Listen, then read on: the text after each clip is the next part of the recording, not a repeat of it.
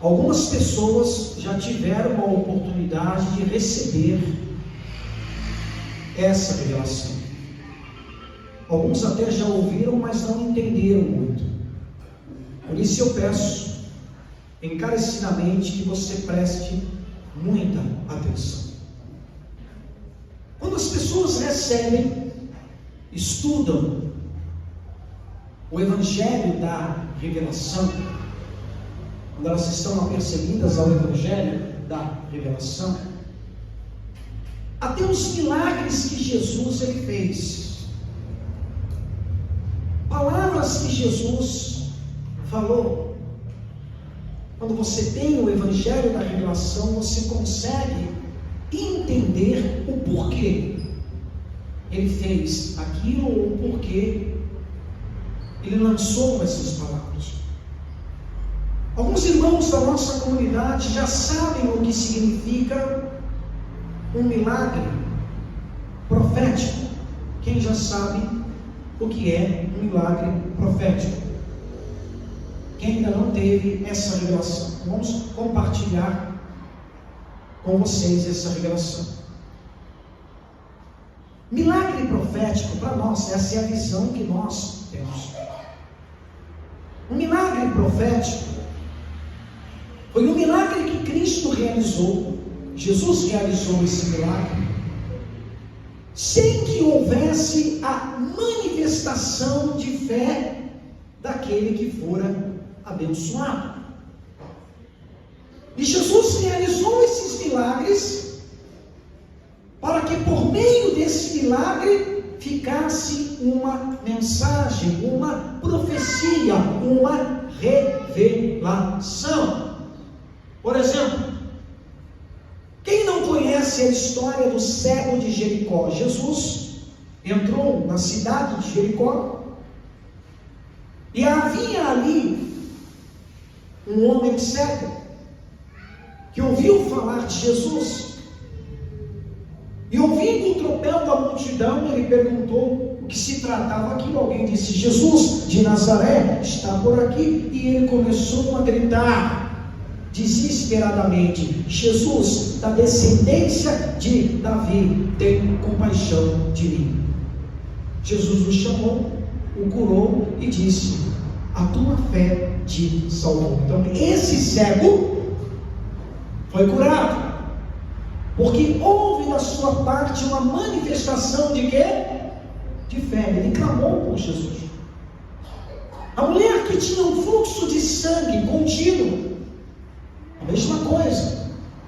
Ela ouviu falar de Jesus e, vindo por detrás da multidão, pela fé que ela tinha, tocou nas vestes de Jesus. Ela dizia consigo mesma: se eu apenas lhe tocar as vestes, eu serei curada. Jesus disse a ela: a tua fé te salvou. Agora, o que me chama a atenção, você vai entender na ministração do que é um milagre profético.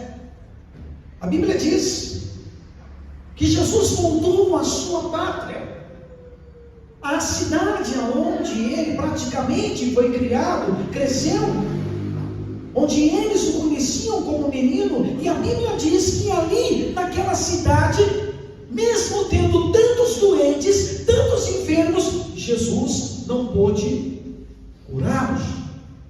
Por quê?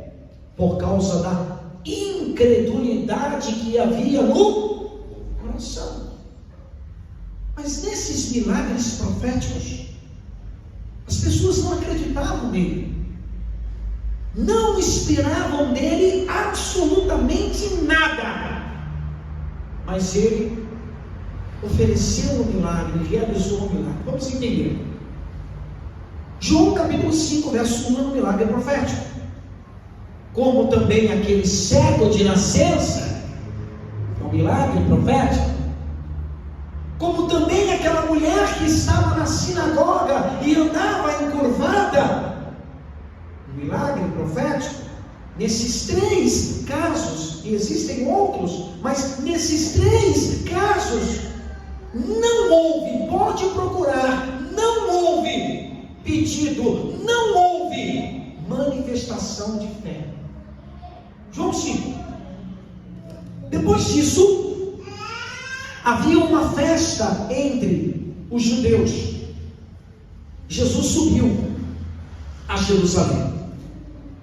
Ora, em Jerusalém há, próximo à porta das ovelhas, um tanque, chamado em hebreu Betesda, o qual tem 5 alpendres.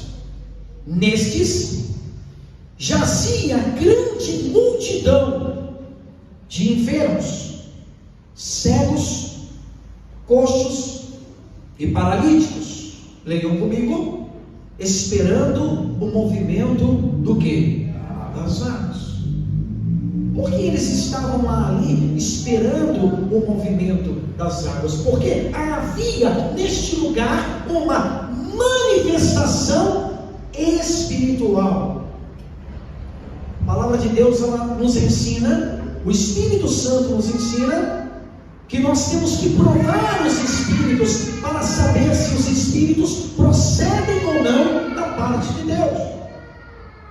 Nós não podemos dar crédito a todas as manifestações. É por isso que o Espírito Santo nos dá o dom do discernimento espiritual. A necessidade desse dom nos dias de hoje, para que você saiba o que procede ou não da parte de Deus. Por que nós estamos falando isso para vocês? Porque existem manifestações dentro de igrejas evangélicas semelhantes a essa, que nós asseguramos a vocês não vem da parte de Deus. Então, esperando o movimento das águas, por quê? O verso de número 4 esclarece: porquanto um anjo descia em certo tempo ao tanque e agitava a água, e o primeiro que ali descia, depois do movimento da água, sarava de qualquer enfermidade que tivesse. Então havia ali uma manifestação espiritual. Eu não acredito que essa manifestação vinha da parte de Deus. Eu não acredito que vinha da parte de Deus. Vamos entender aqui o que acontecia neste lugar, pela visão espiritual. Primeira coisa que você deve levar em conta, nós não levamos isso em consideração porque já amadurecemos para isso.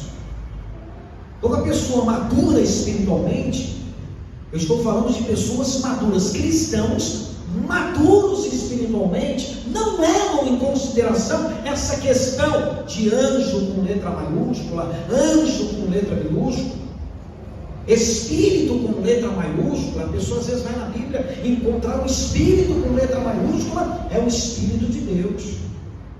Deus com letra maiúscula é o verdadeiro Deus, Senhor, e por aí vai. Não necessariamente. Isso é pura interpretação teológica. Nós temos que discernir espiritualmente. Neste caso aqui nas Escrituras, a palavra anjo aparece com letra o quê? Minúscula. Estou falando isso para vocês porque, no meu ponto de vista, uma das maiores heresias apresentada pelos estudiosos nos dias de hoje é associarem Jesus Cristo ao anjo do Senhor no Velho Testamento. Então, na sua Bíblia aí aparece no Velho Testamento anjo com letra maiúscula, e muitos teólogos e estudiosos da Bíblia, de uma forma ignorante, dizem que esse anjo do Senhor é Jesus Cristo. Não, Jesus Cristo não é o anjo do Senhor. Jesus não é anjo. Jesus não é anjo, e muito menos anjo do Senhor. A Bíblia diz em Hebreus capítulo 13, verso 8, que Jesus Cristo é o mesmo ontem, hoje e será, não muda. Então, só uma palhinha para você entender que Jesus não é o anjo do Senhor. Antes de nós nos aprofundarmos aqui, Jesus nos evangelhos ensinou. Ele disse: deixai vir a mim os pequeninos, porque delas é o reino dos céus. Jesus nos evangelhos, ele ensinou: não acumuleis tesouro aonde? Na terra, onde a traça e a ferrugem corroem, né? Onde os ladrões minam e roubam. Então Jesus ama as crianças. Jesus não ensina a sua igreja a acumular tesouros na terra. Mas aquele anjo do Senhor no Velho Testamento, que de uma forma ignorante, muitos estudiosos dizem ser Jesus, lá na destruição de Jericó, e tem pastor que faz campanha em cima desse texto. Esse anjo do Senhor manda Josué matar homens, mulheres e crianças, até recém-nascidas, mas o ouro e a prata e os vasos de metal, os bens materiais, ele manda levar para o seu tesouro particular. Não é Jesus. E esse anjo que descia aqui em certo tempo não era da parte de Deus, não do verdadeiro Deus. Vamos entender. Primeiro, a cura, o milagre aqui era para todas as pessoas? Era para todas as pessoas? Não era?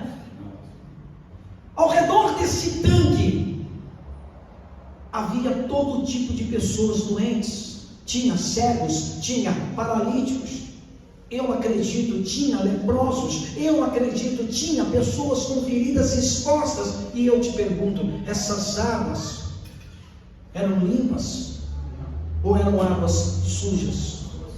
Sujas. Então estejam apercebidos a isso.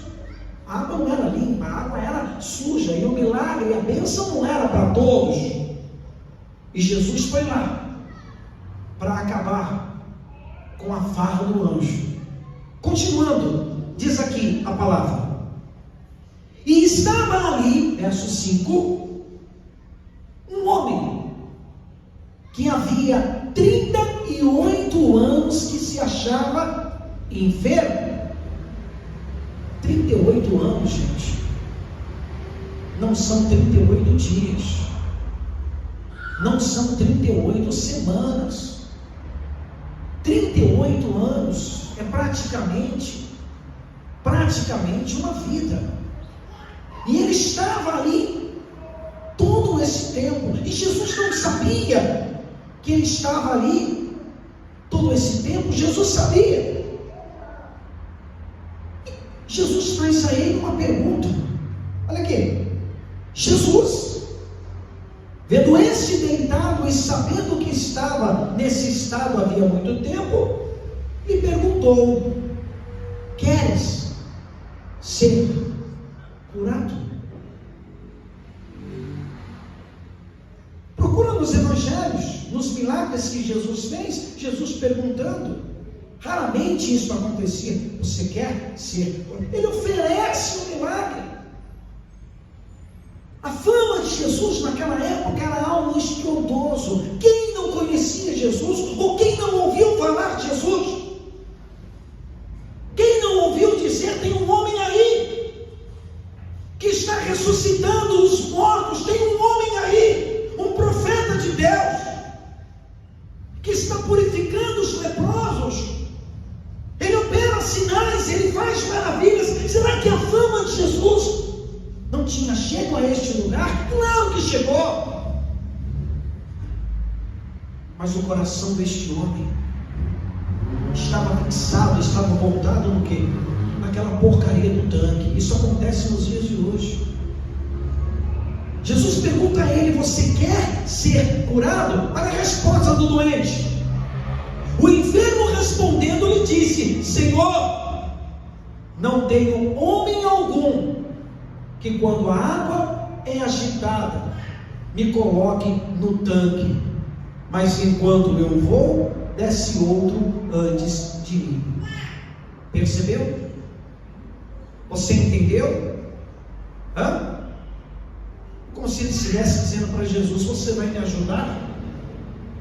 Vai me pegar no colo? E vai me pôr no tanque? É isso que acontece nos dias de hoje. O tanque, sabe o que é o tanque hoje em dia? O tanque que os pastores usam, você sabe o que é o tanque? É o envelope da campanha. O tanque hoje é um feijão abençoado. O tanque hoje é a inha, o hino. É um tanque. As pessoas falam: olha, você precisa passar pelo tanque para você ser abençoado. Como se a palavra de Deus não fosse poderosa suficientemente para transformar a vida de uma pessoa. Então o tanque são as inhas. E os mesmos anjos que trabalharam aqui e trabalharam no passado são os mesmos anjos que enganam e trabalham nos dias de hoje. Os ministérios, as igrejas evangélicas estão cheias de anjos se passando pelo Espírito Santo. Eu posso te dar um exemplo disso? Como as pessoas estão dando ouvidos à voz dos anjos e anjos caídos. E anjos caídos. E por incrível que pareça, esses anjos caídos operam também sinais e operam determinadas curas. O inimigo dá com uma mão e tira. Quer ver um exemplo disso? Vamos falar desses ministérios que fazem campanhas. A palavra de Deus, ela é clara quando ela diz, segunda epístola de João, verso 9: todo aquele, defina todo aquele. É o batista, é o assembleano, é o da universal, é o da comunidade, é o da congregação. Todo aquele que ultrapassa e não persevera no ensinamento de Cristo não tem a Deus. Quem perseverar na doutrina de Cristo tem o Pai e tem o Filho. Então fica aqui uma perguntinha inteligente: se esses ministros ultrapassam até o Velho Testamento com essas campanhas que não têm fundamento bíblico nenhum, como é que os demônios se manifestam nessas igrejas? Como é que tem pessoas que aparentemente são curadas e são abençoadas? Eu não estou dizendo para você que Cristo não tem poder para curar uma pessoa em qualquer lugar que clama pelo nome dele. Eu acredito que Jesus cura nesses ministérios. Eu acredito que tem pessoas que quando clamam no nome dele são abençoadas, mas nem tudo o que reluz é ouro. Eu não atribuo ao Pai todas essas manifestações. O apóstolo Paulo fala na carta que ele escreve em 2 Tessalonicenses. Ele fala da operação do erro que se manifesta dentro, se manifestou naquela época e se manifesta no nosso tempo dentro de muitos ministérios. A manifestação do inimigo, Paulo diz, é segundo a estratégia de Satanás com sinais, poderes de mentira, enganando as pessoas. Paulo fala sobre isso. Vamos lá então. Ministérios que deturpam as escrituras para arrancar das ovelhas dinheiro. Porque hoje, infelizmente, muitas igrejas evangélicas se transformaram em centros comerciais. Sabe como que funciona numa empresa, por exemplo, Marabras? Sabe como funciona numa empresa, por exemplo, Magazine Luiz? Nós temos pessoas aqui que trabalham nessas empresas. O vendedor ali, ele tem uma meta que ele tem que alcançar. Se ele alcança aquela meta, ele é promovido. Se ele não alcança a meta, muitas das vezes o salário é o quê? Reduzido. E assim são os pastores. Assim são as igrejas nos dias de hoje. O pastor assume uma igreja. Quando ele assume aquela igreja, ele já tem um livro caixa na igreja. Ele já sabe quanto que a igreja fecha no mês. E a obrigação dele é não deixar o mês o quê? Cair. Ele já vai para o ministério orientado.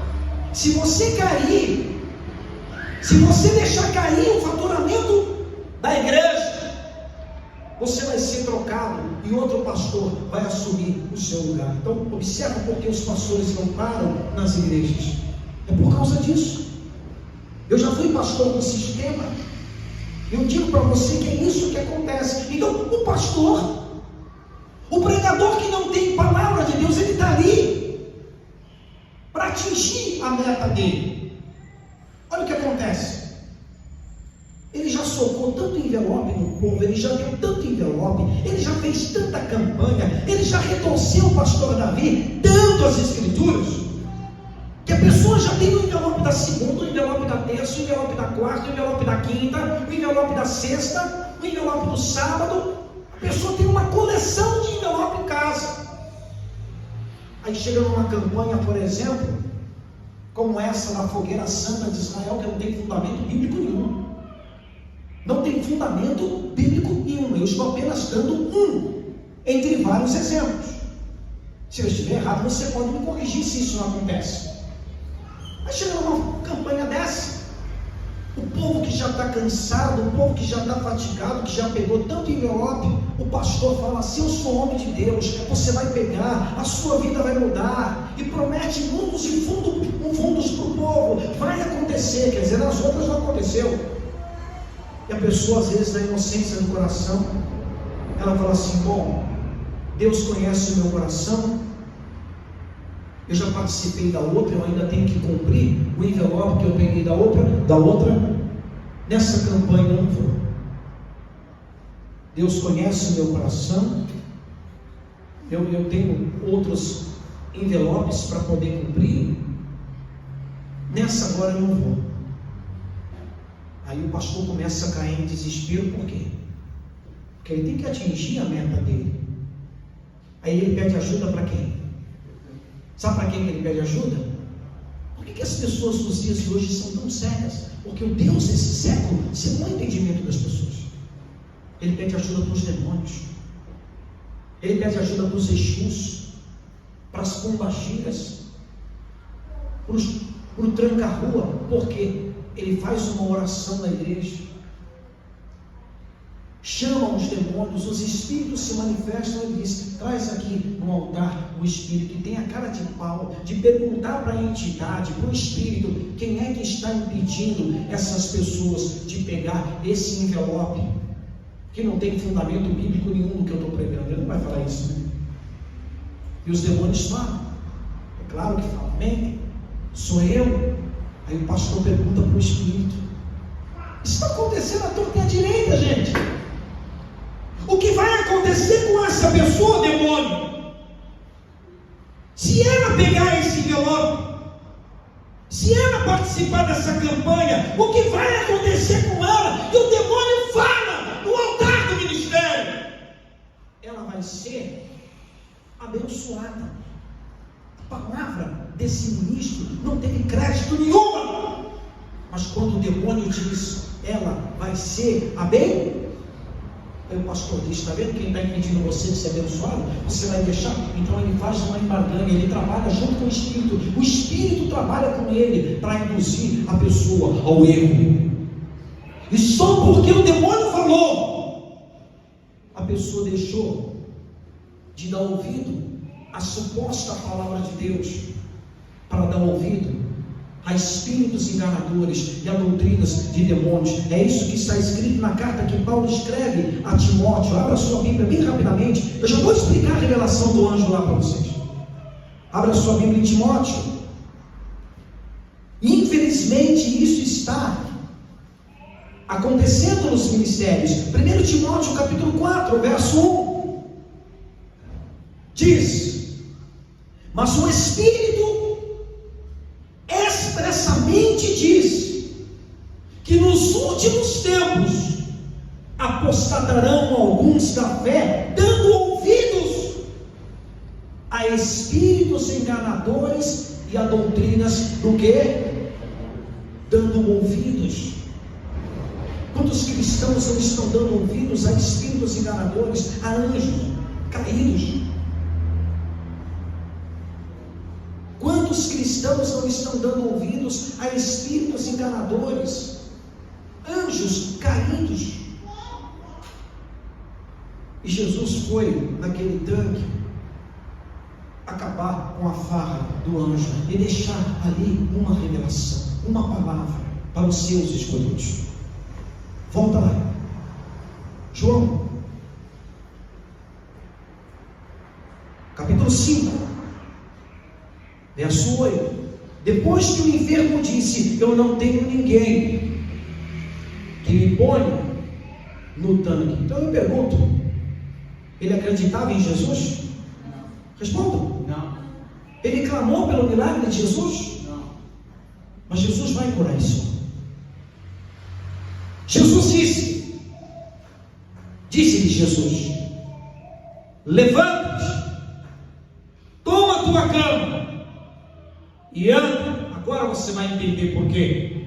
Logo aquele homem ficou curado, tomou a sua cama e partiu. Leiam comigo em voz alta. E aquele dia era o quê? Os maiores milagres de Jesus. Milagres proféticos e outros milagres Jesus realizou no dia de sábado. Para o bom entendedor, esse anjo que descia em certo tempo, ele tinha o tempo certo para descer, ele não trabalhava no dia de sábado. Ninguém seria curado no dia de sábado, porque esse anjo não trabalhava no dia de sábado. E nós sabemos quem é o anjo que não trabalha no dia de sábado. É só você analisar as Escrituras. Os adventistas do sétimo dia, eles dizem que Deus fez o mundo em 6 dias e no sétimo dia Deus descansou. Ah é? Então Deus começou a criação do mundo no domingo? É tanta ignorância. Tem pessoas que são ignorantes. A Deus começou a criação do mundo no domingo, no primeiro dia da semana, que era o domingo, e depois no dia de sábado ele colocou uma rede, pegou um suco de laranja.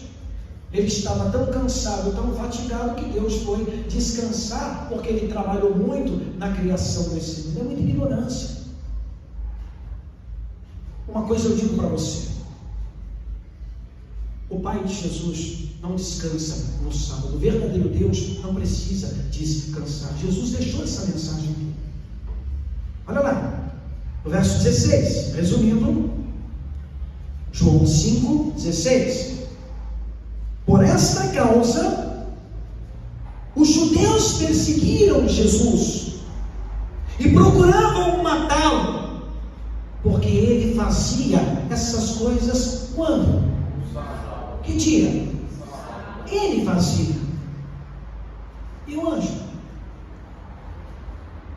Nós vamos ver a diferença do que Jesus fazia no sábado e os anjos faziam no sábado. Continuando, olha o 17. Jesus lhes respondeu: meu Pai trabalha até agora, e eu trabalho.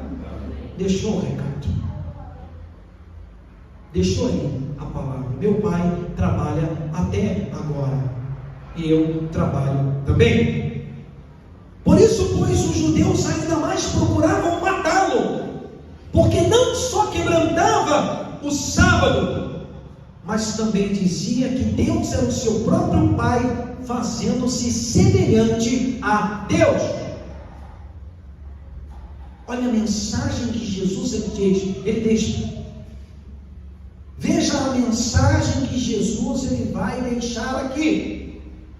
Mas Jesus respondeu e disse-lhes: na verdade vos digo que o Filho por si mesmo não pode fazer coisa alguma, se não vê o Pai fazer, porque tudo quanto ele faz, o Filho faz igualmente. Então eu só faço o que eu vejo meu Pai o quê?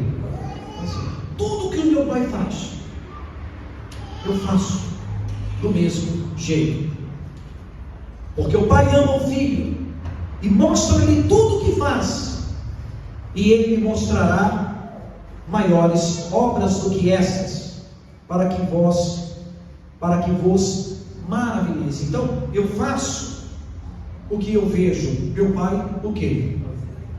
Tudo que o Pai faz, o Filho faz do mesmo jeito. Faz ou não faz? Jesus curou esse homem no dia de sábado? Curou ou não curou? Abra sua Bíblia em Números. Números capítulo 15, verso 32. Para aqueles que são ignorantes e gostam de enxertar a Trindade constantemente no Velho Testamento, eu quero fazer uma pergunta. Números capítulo 15, verso 32. Não se esqueça do que Jesus falou: eu só faço o que eu vejo do meu Pai. Tudo que o meu Pai faz, eu faço do mesmo jeito. Estando, pois, os filhos de Israel no deserto, acharam um homem apanhando lenha no dia de quê? No dia de sábado. E os que o acharam apanhando lenha o trouxeram a Moisés e a Arão e a toda a congregação, e o puseram em guarda, porquanto ainda não estava declarado o que se lhe devia fazer.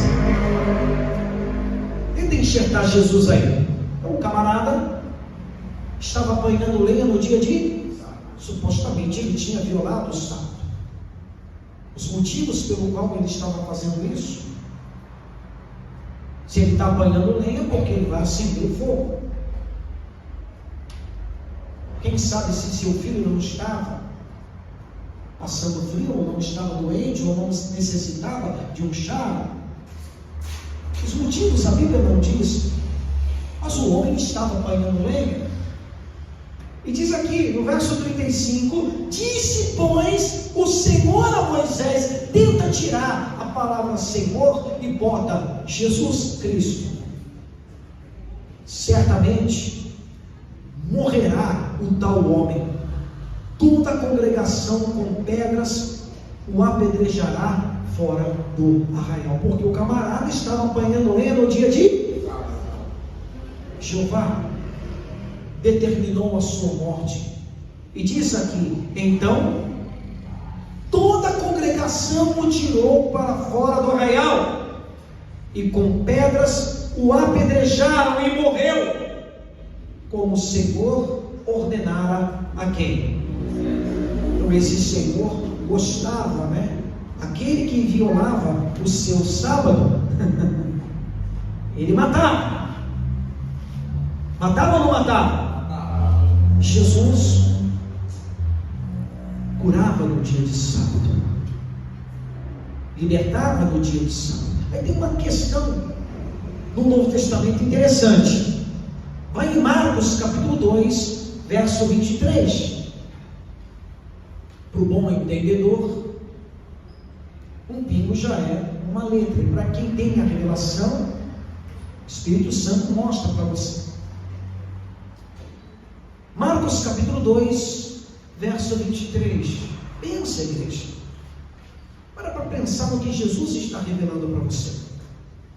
Jesus é o Senhor do sábado.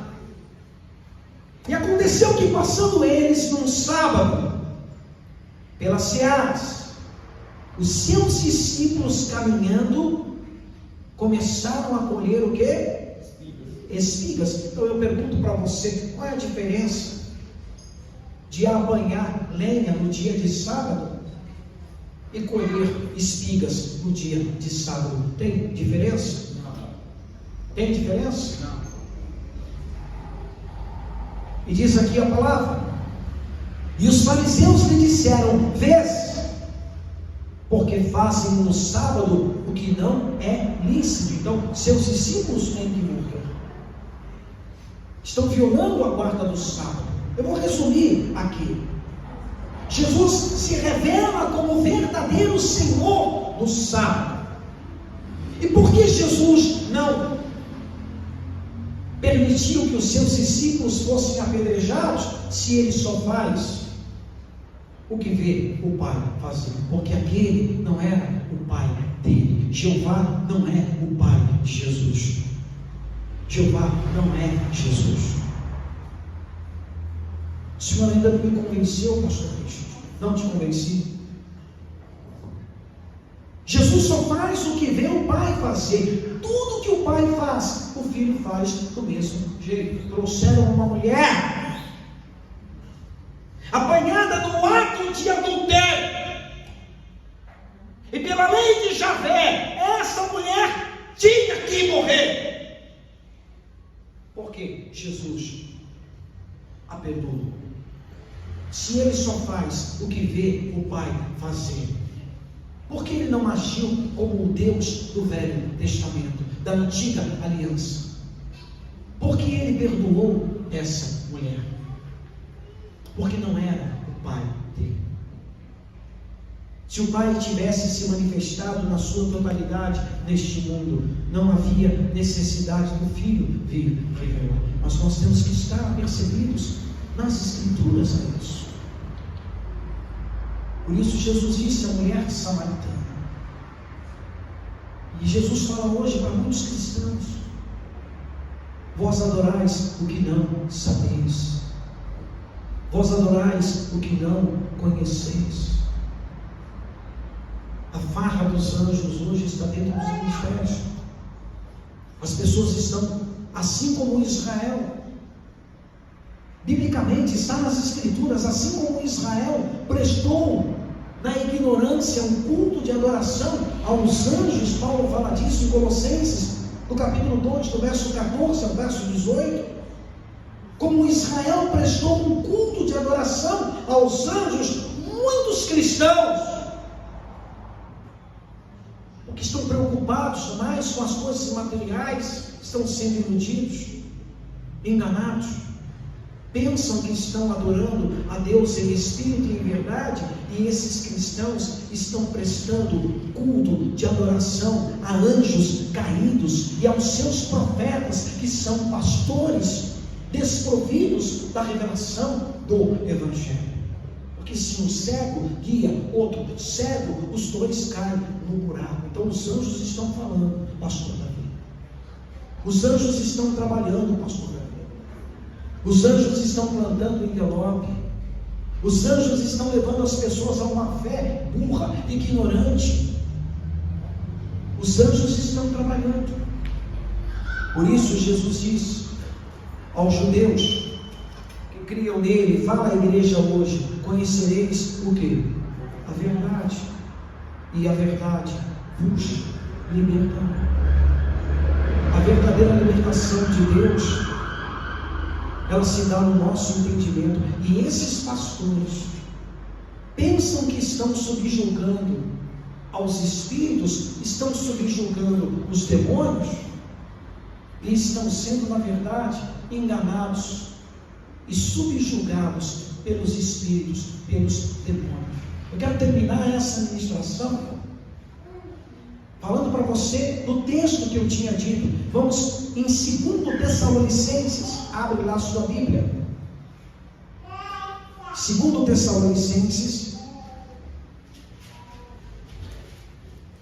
Essa é uma das revelações mais importantes do Novo Testamento. Inclusive, no nosso canal da nossa comunidade, no estudo que nós passamos sobre o mistério do anticristo, nós falamos a respeito disso. 2 Tessalonicenses capítulo 2, verso 1. Dentro de tudo que nós estamos ministrando, da farra dos anjos, Paulo diz: ora, irmãos, rogamo-vos pela vinda de nosso Senhor Jesus Cristo e pela nossa reunião com Ele, que não vos movais facilmente no vosso entendimento, nem vos perturbeis, quer por espírito, quer por palavra, quer por epístola, como de nós, como se o dia de Cristo estivesse já perto.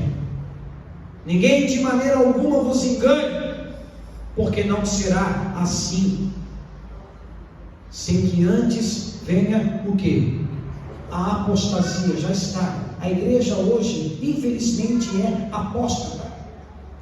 E ele diz: e se manifeste o homem do pecado. Aí vem a escatologia, aí vem a teologia escatológica, e diz que esse homem do pecado é o anticristo escatológico, que vai ser um homem, né, que os judeus estão esperando, que vai ser um homem, um líder, que vai levar todas as pessoas ao erro. Então Paulo diz: se manifeste o homem do pecado, o filho da perdição, o qual se opõe e se levanta contra tudo que se chama Deus, ou se adora, de sorte que se assentará como Deus no templo de Deus, querendo parecer o quê? Deus. Aí vem os estudiosos da Bíblia que estão sendo iludidos pelo Deus desse mundo. Olha, ele vai reconstruir o templo lá em Jerusalém. A Bíblia está dizendo aqui que ele vai se assentar no templo de Deus, parecendo Deus. Então ele vai reconstruir o templo lá em Jerusalém, e lá em Jerusalém ele vai governar toda a terra. Ele vai ter um trono, ele vai sentar lá no trono, lá em Jerusalém. Se nós levarmos essa profecia nessa visão do lado material, não precisa você ir procurar ele no templo de Jerusalém. Já tem um aqui na Celso Garcia 499 no braço. Então já tem um ali que já levantou o templo aqui, já levantou um outro templo em outro lugar. E os ritos e as mesmas coisas, tudo do judaísmo. Não, o templo não é material, porque Deus não habita em templos feitos pelas mãos dos homens. E o apóstolo Paulo, lá em 2 Coríntios, deixa marcado aqui, 2 Coríntios capítulo 6, verso 16, o mesmo Paulo que trouxe essa revelação. 2 Coríntios capítulo 6, verso o quê? 16, ele diz: que conserto tem o templo de Deus com os ídolos? Porque vós sois o templo do Deus vivente. O nosso corpo é o templo de Deus, é o templo do Espírito Santo, e é exatamente dentro desses homens que ele está assentado, fazendo sinais, prodígios, maravilhas. Então, volta lá em Tessalonicenses, apenas um resumo sobre o mistério do anticristo. Então ele diz: se assentará no templo de Deus, querendo parecer Deus. Então ele vai se passar pelo Espírito Santo. Como pode esses pastores desprovidos da revelação, deturpando as Escrituras, comercializando a fé? Que espírito é esse que está dentro deles? Como que de uma fonte que jorra o doce pode jorrar o amargo? Que Espírito Santo é esse? Que revela para eles, que traz para esses ministros campanhas sem fundamento bíblico nenhum, para arrancar dinheiro das pessoas, mas não revela a eles nem a diferença que existe da lei e da graça. Eles não recebem revelações espirituais nenhuma. Que Espírito Santo é esse? Tem pastores que têm uma inspiração, hein, pastor Davi? Quando o negócio é arrancar dinheiro, o camarada, como que em plena pandemia, as pessoas procurando a cura de uma doença maligna, tem um pastor que tem uma ideia genial: eu vou consagrar um feijão e vou dar o feijão como remédio. Essa inspiração vem de quem? Isso não é uma fé inteligente. Isso vem de quem? De onde vem isso? Quantas pessoas não comeram essa porcaria do feijão e não morreram de Covid? Se eu estiver errado, irmãos, me questiona na Bíblia. Então, um falso batismo no Espírito Santo. Esses ministros pensam que são batizados no Espírito Santo. Ele está lá, assentado dentro desses pastores, se passando por Deus, se passando pelo Espírito Santo, com sinais, prodígios, mentiras, induzindo as pessoas ao erro, ao engano. Olha lá, ele diz: não vos lembrais, verso 5, de que essas coisas vos dizia quando ainda estava convosco, e agora vós sabeis o que o detém, para que o seu próprio tempo seja manifestado, porque já o mistério da injustiça opera.